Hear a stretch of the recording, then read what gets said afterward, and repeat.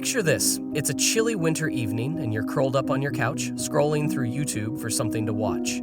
The algorithm tosses up a thumbnail with Elon Musk's smirking face next to Donald Trump's iconic scowl, and the title reads, "Who Really Runs the Government?" You click, because who wouldn't? The screen fades in and a familiar voice, calm, curious, maybe a little cheeky, starts speaking. "Imagine you're at a magic show," it says. The magician's up there, waving his wand, pulling rabbits out of hats, and you're clapping along. But what if the real trick isn't the rabbit? What if it's that the magician's assistant backstage is the one making it all happen and you never even noticed? That's what we're diving into today, the question that's nagged at humanity since the first kings built their thrones. Who's really in charge? Is it the presidents and prime ministers we see on TV, the ones we cheer for or grumble about over coffee? Or is there someone or something else behind the curtain, orchestrating the whole show? This isn't going to be a quick list of suspects or a jumbled mashup of theories. No, we're going on a journey, a winding, twisty road through the halls of power, the back rooms of influence, and the shadowy corners where secrets fester. Along the way, we'll meet politicians, billionaires, bureaucrats, and maybe even a conspiracy theorist or two. So, grab a drink, get comfortable, and let's start peeling back the layers. Our story begins where most people's understanding of government does, with the faces on the news. Think of a country like the United States. The president stands at a podium delivering a speech about jobs or healthcare or whatever's trending on Twitter that week. Congress is in the background debating bills with all the drama of a reality TV show. These are the people we vote for, the ones we hold accountable, or at least we think we do. They're the visible government, the tip of the iceberg glinting in the sunlight. But even here, things aren't as simple as they seem. Running a country isn't a one-person job. It's a sprawling, chaotic machine with millions of moving parts. In the US alone, the federal government employs over 2 million civilians, not counting the military. These aren't the folks you see on campaign posters. They're the career bureaucrats, the paper pushers, the advisors who keep the lights on while presidents come and go. They don't win elections, but they write the rules, enforce the laws, and sometimes quietly nudge policy in directions the public never sees. Let's zoom in on a real example. Back in 2010, the Affordable Care Act, Obamacare, was signed into law. President Obama got the credit, or the blame, depending on who you ask, but the nitty-gritty of turning that law into reality fell to thousands of unelected officials in the Department of Health and Human Services. They spent years drafting regulations, negotiating with insurers, and figuring out how to make a 900-page bill actually work. If they dragged their feet or interpreted things differently, the whole thing could have looked unrecognizable. That's power. Subtle, unglamorous, but real. So, are these bureaucrats the ones running the show? Not quite. They're more like the stage crew in our magic show, essential, but still taking cues from someone else. To find out who's calling the shots, we need to follow the trail beyond the spotlight, into a world where money starts to talk louder than votes. The scene shifts. Imagine a sleek, glass-walled office in Washington, D.C., where a lobbyist in a tailored suit sips espresso and flips through a PowerPoint deck.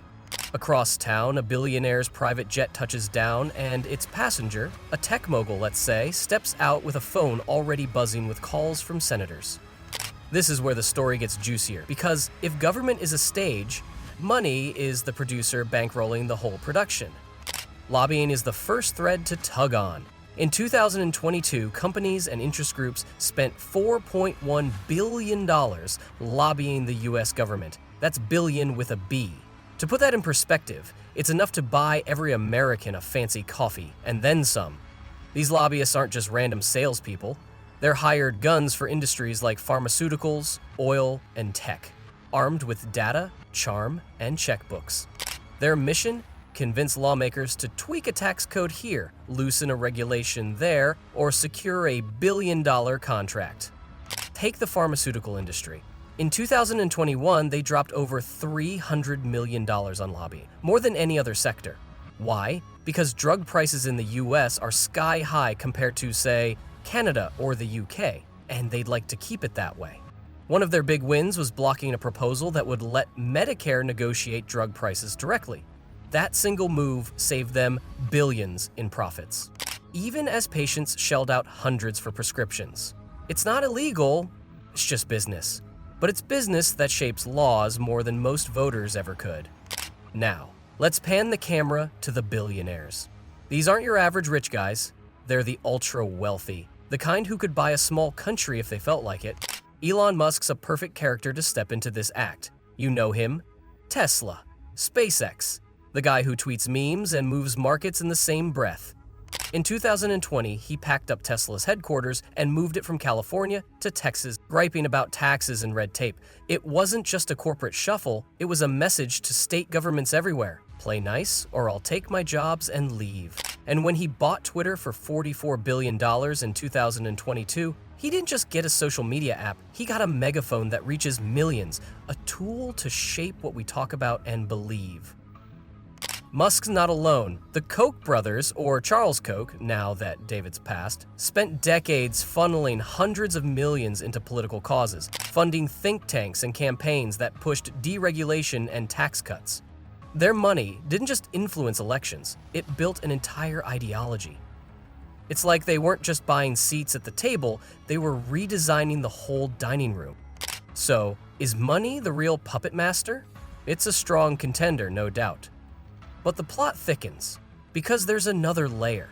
One that doesn't need campaign donations or lobbyist lunches to flex its muscles. The lights dim. We're no longer in shiny offices or bustling campaign trails. Now, we're in a nondescript government building, where a mid-level official sifts through classified files. This is the so-called deep state, a term that sounds like a thriller novel, but might just be a supporting actor in our story. What's the deep state? It's not a secret club with handshakes and hooded robes. Think of it as the entrenched bureaucracy, careerists in agencies like the CIA, NSA, or Pentagon who keep the government humming no matter who's president. They're not elected, they don't answer to voters, and they've got their own agendas, shaped by decades of institutional memory. Let's rewind to the 1980s for a real-life plot twist. The Iran-Contra affair. Picture this. Reagan's in the White House, but some of his advisors are cooking up a scheme off the books.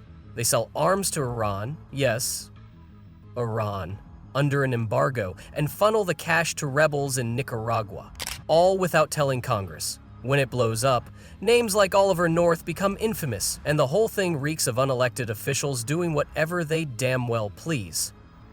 It's not a conspiracy theory, it's history, and it shows how much power can hide in the shadows of bureaucracy. Fast forward to today, and the intelligence agencies are still major players.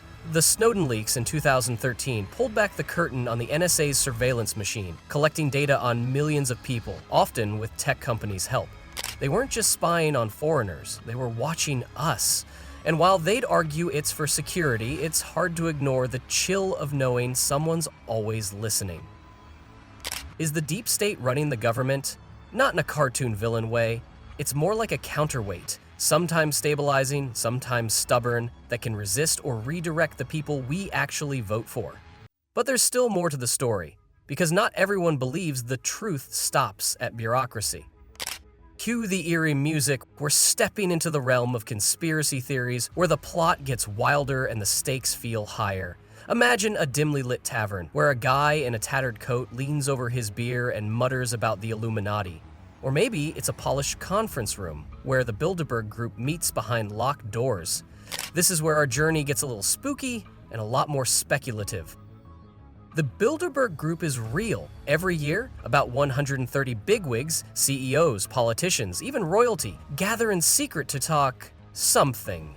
In 2023, attendees included the CEO of Pfizer and the NATO Secretary General. No press, no minutes, just whispers of what might have been said.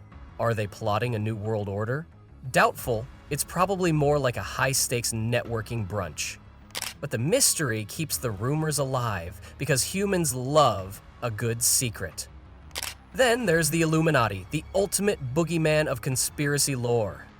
They were a real group in the 1700s, a Bavarian club pushing Enlightenment ideas, but they fizzled out. Or did they?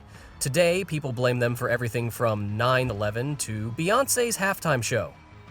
There's no evidence they still exist, but the idea persists because it's seductive, a hidden hand tying up the world's messy strings. Here's the thing, though. Conspiracy theories thrive on a kernel of truth. Power does concentrate in elite circles. Lobbyists, billionaires, and bureaucrats prove that. The mistake is thinking it's all one tidy plan instead of a messy scrum of competing interests. Still, it's fun to wonder, isn't it? The music shifts to something industrial, a low hum of machinery. We're at a sprawling factory where fighter jets roll off the line. Welcome to the military-industrial complex. This isn't a theory. It's a warning straight from President Eisenhower in 1961.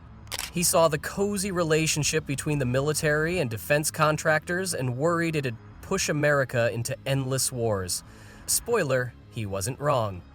The US spends over $800 billion a year on defense, more than the next 10 countries combined. Companies like Lockheed Martin and Raytheon pocket billions building tanks, drones, and missiles. The F-35 jet? It's a $1.7 trillion boondoggle, plagued by glitches, yet untouchable, thanks to lobbying and jobs spread across 45 states. War is good for business, and these guys make sure the demand stays high. It's not just America. Russia, China, even smaller players all have their own complexes, feeding a global arms race that's less about ideology and more about profit. It's a subplot that keeps our stories spinning because conflict means control. Act 6, the screen we're all watching. Now, imagine you're back on your couch, TV flickering, the news is on, spinning the latest scandal, but who's deciding what you see? The media is our next character, a gatekeeper with its own script. 6 companies control 90% of US media, Disney, Comcast, you name it. They're not neutral. They've got shareholders and biases. Social media is worse. Algorithms on X or Facebook prioritize outrage over truth because clicks pay the bills. Remember 2016? Russian trolls used that to stir chaos, not because they love Trump or Clinton, but because division weakens us. And then there's what doesn't air. During COVID, climate change barely got a whisper. No one's hiding it. It's just not sexy enough.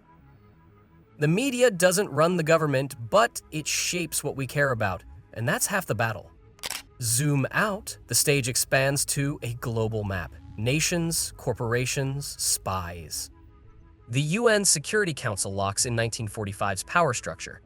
The IMF strong-arms poor countries into Wall Street's playbook. Amazon twists cities into tax break knots. And intelligence agencies? They're the wild card. Toppling regimes, hoarding data, answering to no one but themselves. So, who runs the government? Step back from the stage, and it's not one magician, it's a troupe, each with their own tricks. Politicians perform, money funds the show, bureaucrats keep the props moving, and the rest, media, militaries, global players, improvise their lines. It's chaotic, messy, and way more than 3,000 words can fully unravel. But here's the twist. You're not just the audience. You've got a ticket to the backstage. Your vote, your voice, your curiosity. The real magic happens when we stop clapping and start asking, who's really up there?